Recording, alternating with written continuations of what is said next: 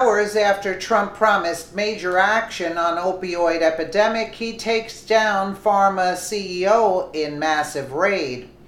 The opioid epidemic has been sweeping the nation and has left thousands of people dead in its wake, which is exactly why President Trump declared a national crisis over it. One of the biggest parts of this crisis is physician-prescribed opioids, which leads to opioid abuse. Doctors are prescribing unnecessary opioids and patients are becoming addicted. President Trump said the following about declaring this issue a national crisis. We owe it to our children and to our country to do everything in our power to address this national shame and human tragedy.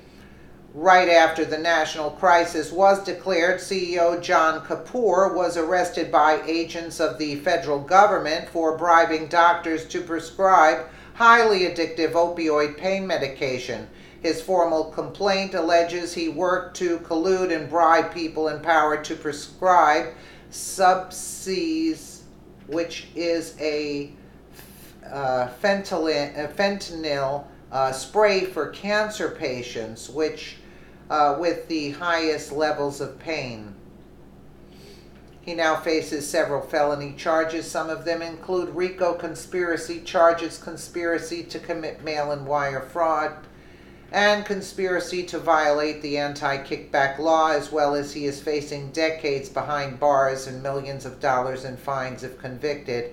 Acting United States Attorney William D. Weinreb said, in the midst of a nationwide opioid epidemic that has reached crisis proportions, Mr. Kapoor and his company stand accused of bribing doctors to overprescribe a potent opioid and committing fraud on insurance companies solely for profit. We must hold the industry and its leadership accountable just as we would the cartels or a street-level drug dealer. Kapoor's arrest gives credence to the theory that doctors are not operating responsibly, but instead are in the pockets of pharmaceutical companies, which means they are endangering the lives of their patients in order to make more and more money. The charges also allege that Kapoor, along with others, attempted to defraud and mislead insurance providers so as to get them to approve payments for lethal drugs that were prescribed to non-cancer patients, despite the pills being for those who had cancer.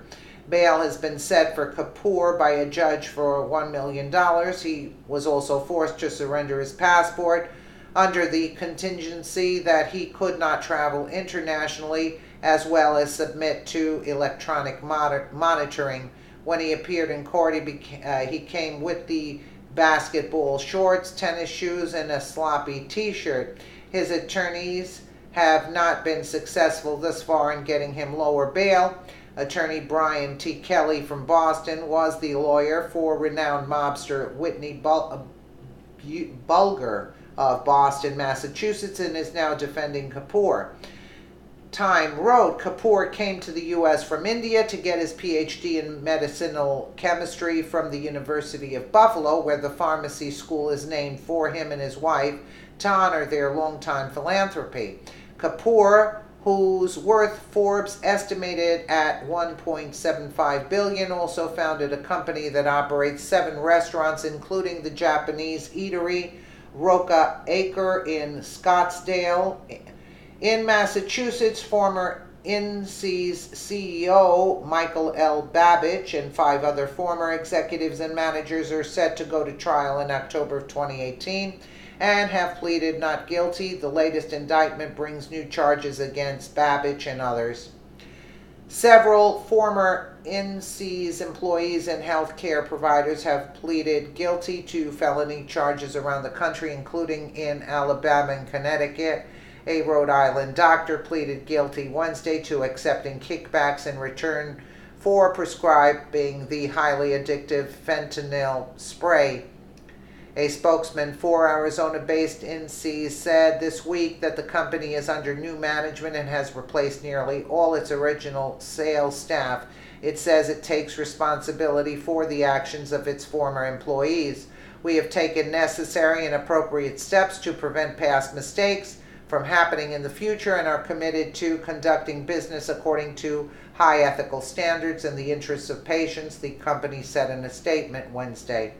We also continue to work with relevant authorities to resolve issues related to the misdeeds of former employees.